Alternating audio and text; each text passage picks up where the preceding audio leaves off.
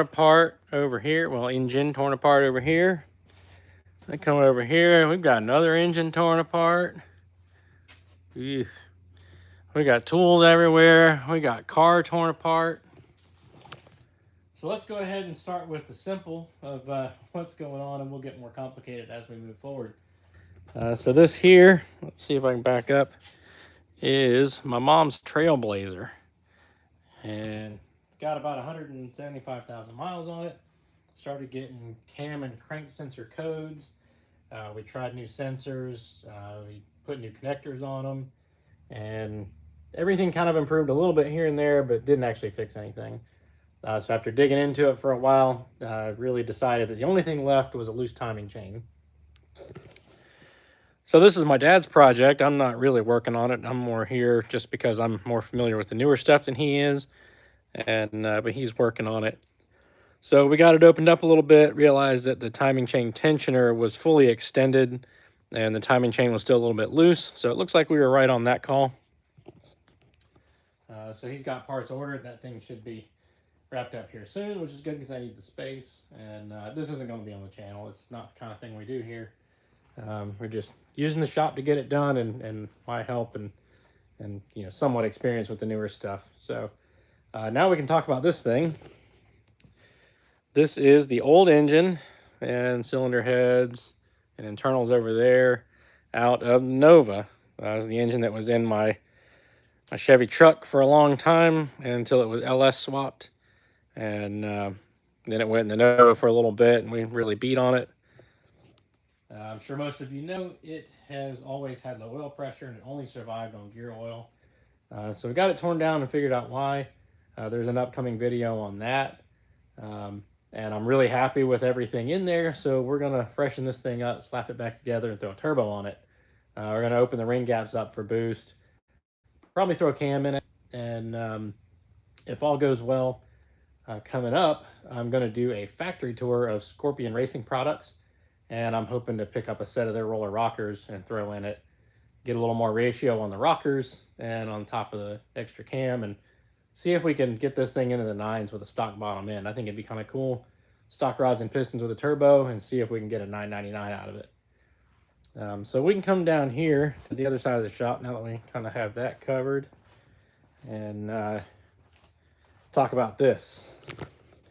The Nova completely torn apart. You can see it's getting some fiberglass repairs on it. We got those there. So this is where it was riveted on along the back. It had exhaust holes from when it was going to be LS and twin turbo. You can see basically doing the same repairs on the other side. Both wheel well openings here had cracks in them, and kind of for good reason, because this stuff is all real thin race weight stuff. And it cracked. Somebody tried to fix it just by packing a bunch of Bondo in it. So that's definitely not the way you want to handle things. So we're fixing it right with fiberglass. And I don't know how many of you know, but I spent a lot of years working on Red Bull race planes doing composite and paint work. So this is, you know, stuff I can do in my sleep. I didn't plan to do a big crazy video on all of this. The car's going to get painted and everything. And I think for the most part, car painting videos just don't do well on YouTube. If for some reason you want to see it and you think they do, I can try to do something there. But I was really just going to try to blast through it and get it knocked out quick, and not take up a bunch of time with it. So of course, you know, making videos is going to add time to that. One thing I am going to do with the fiberglass though, even though I've got most of this stuff fixed, is we can come back here and talk about something. So it's going to be a little tough to see, but whoever built this car, the car's a 74, and they really wanted it to be like a 71, 72 car. So the front end is 71, 72, and it works because sheet metal wise, these cars are the same.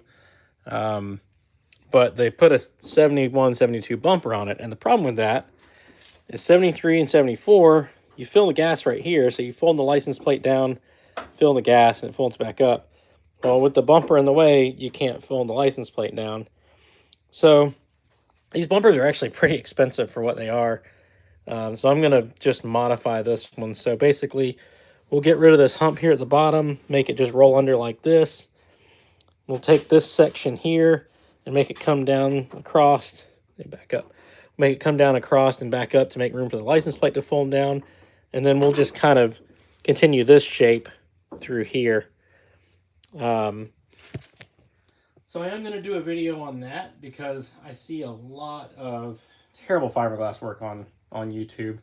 Polyester resins and that just horrible like boat mat, you know, the stringy fiberglass mat. And there's just much better ways to do it. There's epoxy resins now that give you, you know, much more, what's the word I'm looking for? You know, working times that you can expect. There's a better word for it than that, but I don't have it at the moment. So predictable. You can get predictable work times with the epoxy resins, and the cloth, the woven cloth just works so much better than the mat. I mean, yeah, you can put the mat around any shape, but the cloth you can too, and there's just it's so much better. So I will do a video on modifying this bumper, just not all of the repairs on this car. So, and then next, we've got a little bit with the trunk. It's fiberglass too, and it's just got some issues. You know, major, pretty simple things to fix. And I'll get that done. In here, let's see.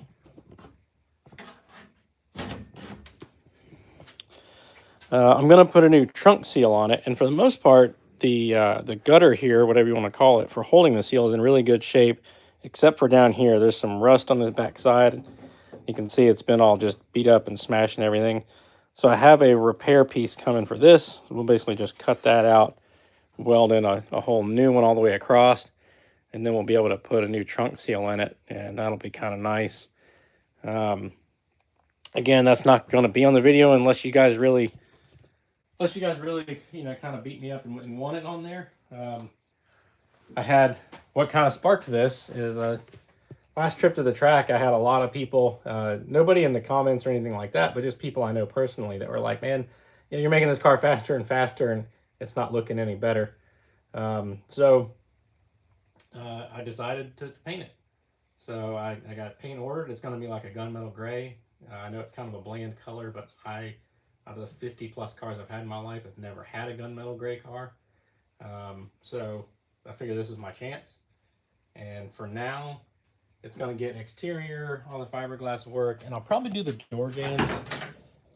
So we'll come in here and just get the door jambs and things like that, but I don't think I'm going to get to the floor and do all the interior just yet. That's probably going to wait until it gets an 850 cage, because I haven't really talked about this cage much, but it's just, it's built for 10 seconds flat at 149 miles an hour, and it was pretty terribly built. So when the day comes that we can get, you know, the low 10s and maybe even touch the 9s, it's going to get completely ripped out, and we're putting an 850 cage in. May splurge and do a 750, but I think the 850 is going to be kind of where this car lives, and its ultimate goal. So I would really like to get some good comment interaction with all you guys on this. If there's something about this fiberglass work or paint that you want to see, I'll be happy to work with that. You know, videos don't get a ton of comments, and I'm sure a lot of it is that you kind of feel like you get lost. I mean, I do it too when I comment on other people's videos. You feel like you're lost in the crowd and not seen or whatever. But on this, I make a point to really check the comments, and I may not catch them all because YouTube's a little weird about how it notifies you of comments and how you find them in the Creator Studio. So what I'll end up doing is just going through the actual video comments on YouTube and not through the Creator Studio, and just making sure I see all the comments and respond to what needs a response. So yeah, everybody, if you can just throw something in the comments and tell me what you think about, if you want to see any of the painting. Do you maybe just want updates? I can do like posts here and there rather than actual videos. YouTube has that kind of like Facebook posting thing that you can do. You know, or if you know there's just something you want to see or something you don't want to see, let me know. You know, I'd like to get everybody to throw a comment down in there and let me know what you think. So that's kind of where we're at on all this stuff. And oh, another thing coming that I think is going to be kind of fun. I'm using Cut Send for this, and there is going to be a full video on it. Back when we first did the what do you call it, this core support, when the car was a LS twin turbo, I threw this core support in there real quick using materials we had, and it's pretty thick stuff. It's heavy, but it was solid and worked great. But it's in the way of putting headlights in. So we can come around the front here. Maybe you can see. Started cutting holes for headlights. Yeah, because like I said, the plan for this car is to do 6 weeks, so it's got to have all the lights and everything. I've got lights on the back end all working like they're supposed to, and that's all done. But what I did with drawn up in Fusion and had Cut Send make these parts, we're going to make a core support that's a whole lot lighter. So we can see here these pieces. Now the problem with Cut Send is they could not bend this at all in one piece. So I had it done in 2, and then I'll just weld it together down here at the ends. So this will be the top, this will be the bottom, and then I've got these 2 for the uprights on the sides. And doing that's going to really cut a lot of weight out of that front end. Not that this car is heavy, 2,900 pounds with me in it. So pretty great to get it lighter and go faster, but I'm not unhappy with 2,900 pounds. So, you know, we'll shed a little bit of weight from that. And now I may move the battery up to the front, because as we take weight right off the tip of the nose like that, we start getting a little heavy on the back end. And if this was a no prep car, I'd probably leave it, but this car's pretty much always going to be on prep tracks. So the battery will most likely move up to the front at some point, and we'll do that. But I'm doing a full video on the core support. I showed some of the designing in Fusion and ordering through Cut Send. And I really like working with them. They're super fast. They do great work, and you know, like to push their stuff as much as I can. So anyway, we'll keep this kind of short, and but yeah, definitely throw down in the comments of any of this that you want to see or you don't want to see, things like that. And we're gonna keep on trucking along here. I'm gonna get to more of this fiberglass work today, and start getting ready. You know, clear off a table and get ready to do that rear bumper, and so I can make a good solid video on how to do that. So anyway, y'all have a good day. Throw down in the comments, and we'll see you in the next one.